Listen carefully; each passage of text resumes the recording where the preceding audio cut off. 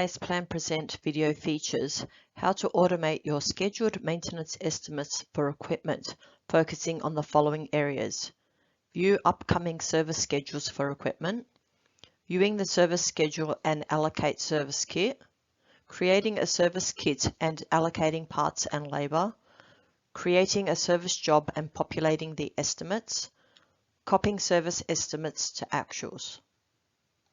Okay, so I'm currently logged into Baseplan Enterprise, and what we want to look at is how we can actually look at some of the upcoming service work and see what the estimates are for that particular work, so then we can do some reporting to compare the estimates against the actuals. Now, this is a very common thing when we're doing our scheduled maintenance. So if we head over to the equipment management module, we can see here that there's a screen called the equipment due for service. So what we want to do is we might want to bring up all the equipment that's actually due for service, and then we can start creating the schedules against it, and then also look at the potential service kits, which might make up the parts and labor. So if we filter on a particular type or category of equipment, and we can start filtering on whether the equipment is out on rent at the moment or it's currently in the shop. So when we filter, it's going to give us a list of equipment and a whole range of different statuses here. Now, what we want to focus on in this instance on how we can actually automate the creation of the estimates. So we'll talk about the equipment due for service screen in a lot more detail in another video.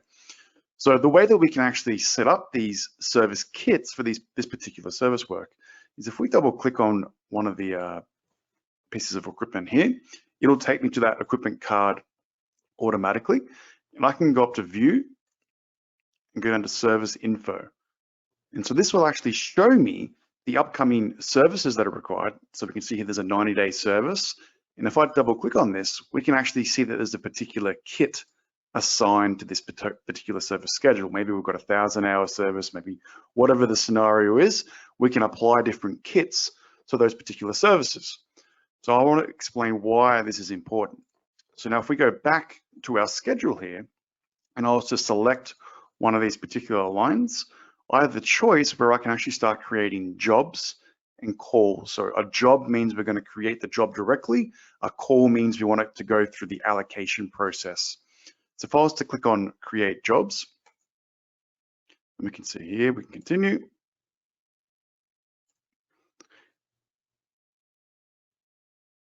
And what that's going to do is it's going to print off our report now and give us the job numbers automatically. Now, what I actually want to show in this instance is if I go back to the screen here, I can then generate an estimate for this job card. So if I say yes, we can see here the service estimate has already pulled through what that service kit is made up of. And this could be multiple rows of labor and multiple parts. Now, if we went over to the actual job itself, let's go into service jobs and just looked at the most recent job, we can see here that it's created the job with that particular generator, given it the description that's come through from the scheduled maintenance. And if we got down the bottom here, we can see that there's the actual tab, but we also have our estimates tab. And so the estimates tab has pulled through that 90-day service, and then the oil filter, and then the labor required to complete this work as well. So then what we can do is we can get people to start recording the actuals against the job, and then we can compare the estimates to the actuals. Or if we wanted to, if we have the right security and processes, we can also select these estimates down here and copy the estimate to the actuals as well. More of a business process discussion that needs to happen in that instance. Now, the way that we can actually set up these service kits to be assigned to different areas is by actually searching for a service kit in the menu. And we can see here, if I click on service kits, we can then start creating the different types of service kits in here and then recording the different parts and labor that are required.